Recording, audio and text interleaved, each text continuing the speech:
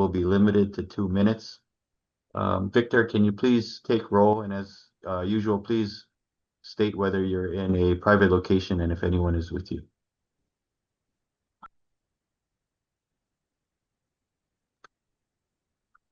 All right, can you hear me?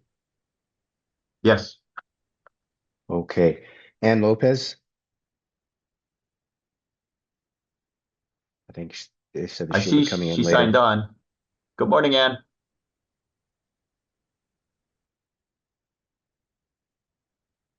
Director Lambert?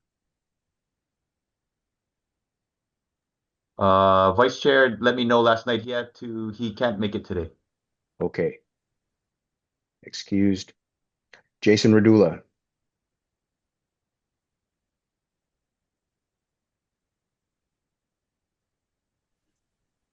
Yeah, present in my private office alone. Got it. Gary Yamashiroya? I am present, alone in my office. Brandon Nakasato?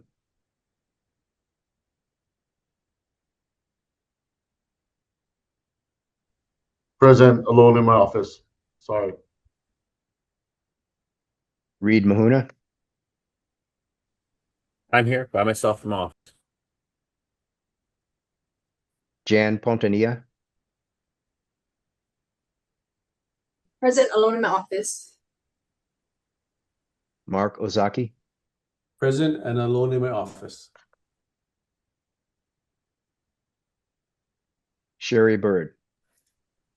Present, alone in my office.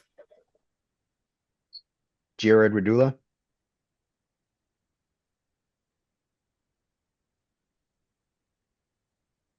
He let me know he needs a couple more minutes. He'll be signing on later today, but I think we can go ahead and we still have quorum without him. Okay. Chairman Dakwa? Present, alone in my office.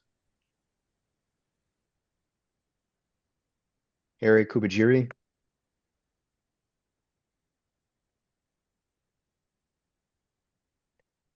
I did not hear from him. I'll put him down as excused. Craig Tanaka? Present, alone in my office. And Don Famuina Shopo? Present, alone in my office. All right, we have a quorum of 10 of 18 present at this time. Fantastic. Thank you. Okay. Moving into the agenda, let's see, public testimony. Was there any public testimony or any members from the public that wish to present testimony? Please raise your hand or indicate at this time. Victor, I checked the LESB mailbox. I didn't see any written emails submitted testimony on any agenda items. And no testimony was available at the mailroom as of yesterday evening. Okay. Agenda item 3, approval of the January 15, 2026 open session meeting minutes.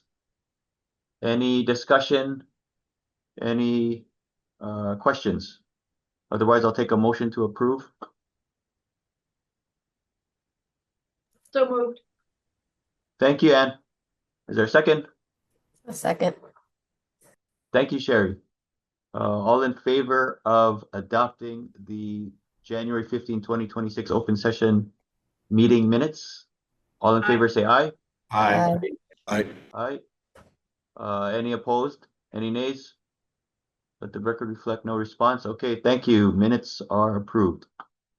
Item 4, status updates on information requests to law enforcement agencies. So as we are trying to come up with or approve the draft administrative rules that Victor put out, it dawned on me that it might be a good idea to see what everyone's existing training standards are and codes of conduct, et cetera, et cetera. So to help the permitted interaction groups in their review of the draft rules, Victor sent out letters to all of the agencies on January 23, 2026. And I think, Victor, can you update us on where we're at with all of that from all the different agencies, please? For HPD, Major Kuihara put together everything that they have. It's too big to send, so I'm picking that up at their agency today on a thumb drive. Hawaii County got me all their information on the 9th of this month. I've been in touch with Department of Law Enforcement, Scott Walton, who is the CALEA manager. It's a tremendous amount of information for them, and it is not centralized and may not all be digitized. So I'll work out a plan with him to either go there myself and gather the information or get some assistance so we can put that together. The Attorney General's office has been in contact with me regarding the information. I have not heard from the Department of Taxation, but I think in the case of the AG's office and Department of Taxation, they probably won't have a majority of that information because those types of policies aren't required for their work. But that's what I've got so far.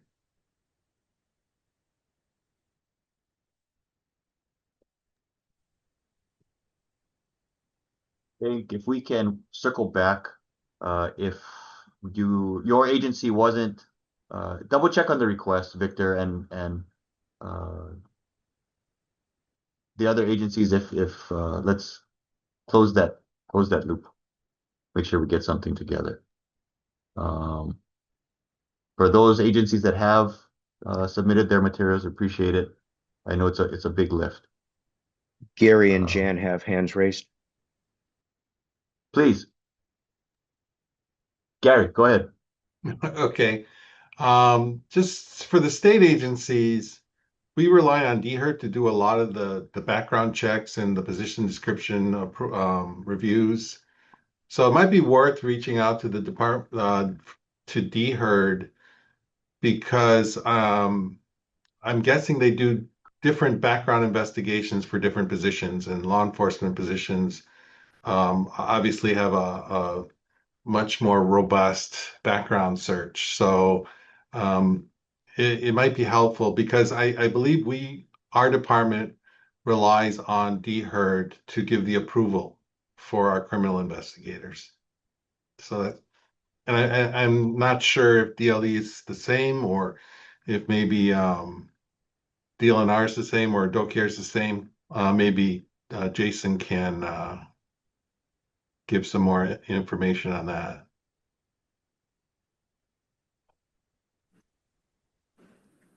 Yeah, thanks. So for DLNR DoCare, some of that is true. We do rely on DHERT to come in and do certain checks during the hiring process. But some of the initial pre-employment reference checks, contacting of past employers and those kinds of things are conducted by the agency. And that was due to issues that we had in the past. So that's where we stand right now. I would agree, reaching out to DHERT might be beneficial because they do some of the work. Thanks. Thank you, Lieutenant Pantanilla. Just for MPD, we're gonna compile it. I was just made aware of that this morning. And I guess a thumb drive would be good. We do have a large file as well, so would that be better that way? Yes, it would. And then I can, once I get everything compiled, I can put it in a place so that the board members will have access to it electronically. Okay. And on that, as HPD mentioned, some of the information they'll be giving me today is not for public consumption. So just a reminder, and I'll probably follow up with an email that as the PIGs work on their materials, not to share the information outside of the work of the board. Okay. Anyone else? Otherwise, let's move along. Legislative updates. So the first bill, SB 2519, I want to thank all the agencies, including some of the prosecutors' offices that submitted testimony in support. This is regarding the extension of the certification deadline, which is currently set for June 30, 2026. or July 1st, 2026. That our bill has moved along. It got out of public safety, and I think it's waiting. The next step would be the Senate Judiciary Committee. You have the testimony that Victor and I submitted, that I submitted on behalf of the board, and you have Victor's testimony as well. Any questions, comments? Okay, seeing none. SB 2593, this is to help make the three positions that we have preliminary approval for exempt from civil service and excluded from collective bargaining. That bill was moved forward. It got out of the labor and public safety, and I think WAM, Ways and Means, is the next up. So like the other bill, since the board had previously approved this, you have the board's testimony, the testimony submitted, as well as Victor's testimony.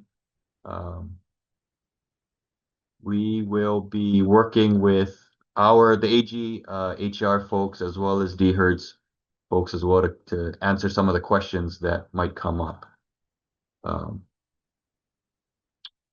Questions, comments?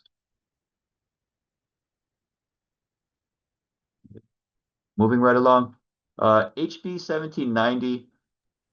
Jan has her hand relating raised. to policing. Oh, I'm sorry. Go ahead, Jen. I never lowered it. I'm sorry. Oh, no worries. HB 1790 relating to policing. This is a part of a pretty extensive data collection and reporting requirements. I think it would drastically change the way patrol officers would have to do their job. There was a committee hearing yesterday in front of House Judiciary, and some of the testifiers said it can be done, or it is being done in current other jurisdictions. My question is whether those states have the same type of case law restrictions in terms of time of detention when you're issuing a citation. The detention by case law here is only supposed to be as long as it takes to issue the citation. So even warrant checks have to be done pretty fast. I'm interested to see how this plays out. I know some of the agencies have submitted testimony. If your agency doesn't have this on your radar, it probably should. Questions, comments? Anything for the record? Lieutenant Pontanilla, go ahead. Hi, yes, I just wanted to let you know that our chief did submit a written for that, and he is strongly opposed of it. Just to note that. Yep, and I think HPD also submitted testimony in opposition. DLE provided comments, appreciates the intent. I think everyone wants more data, but at what cost? I think it would be a drastic game changer for a lot of the patrol stops. Any other comments, questions? The next bill, HB 1976, relating to dementia. I didn't see anything too troublesome for the board, but Victor raised a good point about having. Well, I'll let Victor. Victor, I'll give you the floor for a couple of minutes. And just background on this. In my position in Idaho as post director, there was one statute that was put into place because the Boise Police Department did not do as well as they could have on a sexual assault case, which related to introduction of legislation to put basically rape investigation or sexual assault investigation in the law, dictating what the training shall be, no questions asked, which caused a huge issue. And that was the only thing that was mandated in police training in statute. Everything else was changeable as the needs changed in the state, but that one thing was solid in the law. And unfortunately, that created a avenue so that every single year, special interest groups were trying to piggyback onto that statute to add everything from not shooting a dog ever under any circumstances to what color the patrol cars should be and what color their lights should be. Everything tried to get piggybacked into a statute. It's for the board and the board's work in the future. It's probably not good that the board's authority and autonomy basically is encroached upon by statutory changes, because that takes away all of your power to say what should and should not be in police training and what should and should not be required for certification. The intent is always good, regardless of what the purpose of the legislation, proposed legislation is. It's just that looking long term, it's probably not a good idea, especially when training needs change and there's something in the law that prevents you as a board making decisions for the best interest of the profession and training, especially when that comes as a cost, either manpower or monetarily for the agencies. Gary. Yeah, I would just reiterate what Victor's saying. I mean, I was in charge of the academy, and we had a lot of special interests that were coming to us, wanting us to incorporate a myriad of different types of training, which keeps people in the academy longer, keeps them off the street. When you do training, you're taking police officers off the street.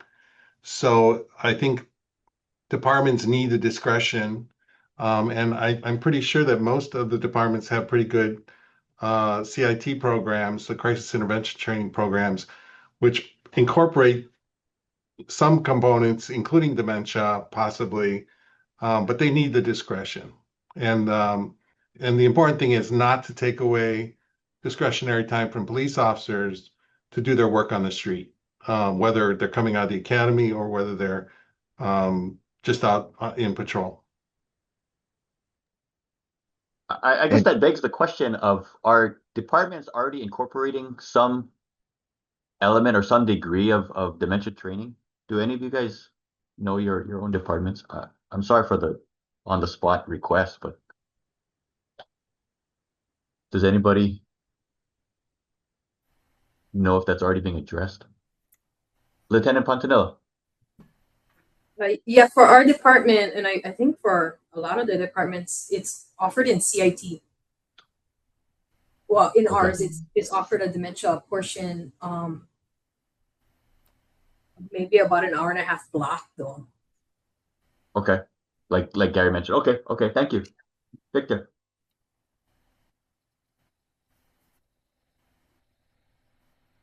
There, unmuted. Just to follow up on the last thing I said about the cost, most of the testimony and in the bill itself, it mentions several times that this is at no cost to the agency and it's free training. There's no such thing as free training. Just as Gary mentioned, it's going to be a manpower, off of your regular job, away from your regular duties at the minimum. At a maximum, it's going to create an issue on how to track and report the training, and to make sure that you follow up on remedial training for officers who may have missed it due to pregnancy or maternity leave or military leave. There's so much stuff built into it that all of those comments that it's free, it's of no consequence to the agency, so why not do it, are not valid. I'm not sure how to argue against that or bring that to their attention without being, without creating contention. But it is important, if anybody's going to put in testimony in the future, to put in a little bit about how much it actually will cost, so that the legislators who are making the decisions get the real picture that there is no such thing as free training. Would anybody want the board to submit testimony on this bill? Craig, go ahead.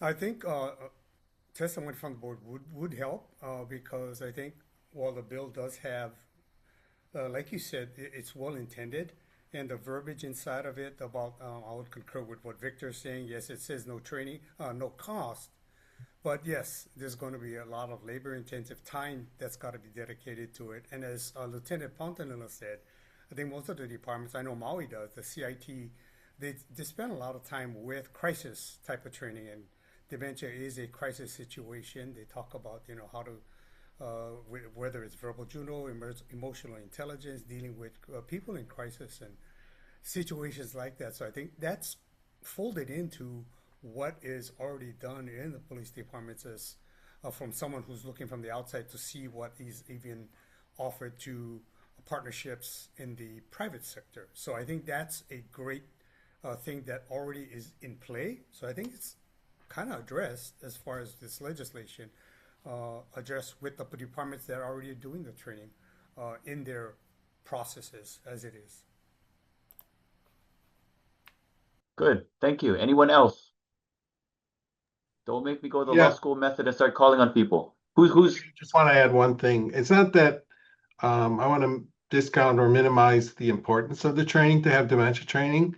Obviously, it's very important, but I think the issue is that they're kind of mandating how the training is going to be done, and how the information. It's mandated that they're going to have specific things, and I think that's where the discretion helps a lot with each department and what they can manage or balance.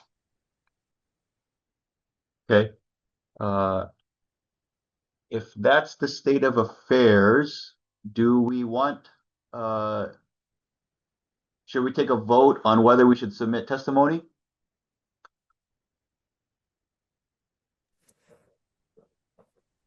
Sure. I move to submit testimony on behalf of the board. And is this, I guess, is it testimony in opposition to, or it appreciates the intent? In opposition to, Okay, I think is what Thank people you. are saying, right? right. Is there a second? I second. Let's read. Thank you, Chief Mahuna. Okay, all in favor? Aye. Aye. Aye. Aye. Any opposed? Okay, no response. Okay, can we leave it to Victor to draft testimony and testify on behalf of the board? All in favor? Aye. Aye. Yes. Aye. Okay, any opposed? Okay, thank you. Okay, I think that's it. The next meeting, so we agreed every third Thursday of the month at 10 o'clock, if at all possible. Please let your administrative assistants know, just for planning purposes, whether it's when we'll figure out whether a designee or if your chief can make it. Otherwise, are there any public comment on issues not on the agenda? Anyone from the public wishing to raise any issues for future meetings? I see we have one person from the public who is on Zoom. No pressure. Otherwise, is there a motion to adjourn? Motion to adjourn, Chair. Is that Craig? Great. Yeah. Thank you. Second. Thank you, Brandon. Okay, all in favor? Aye. Aye. Aye. Aye. Okay, thank you, everyone. We'll see you next month. Appreciate it. Thank you. Thank you for your time. Thank you. Thank you.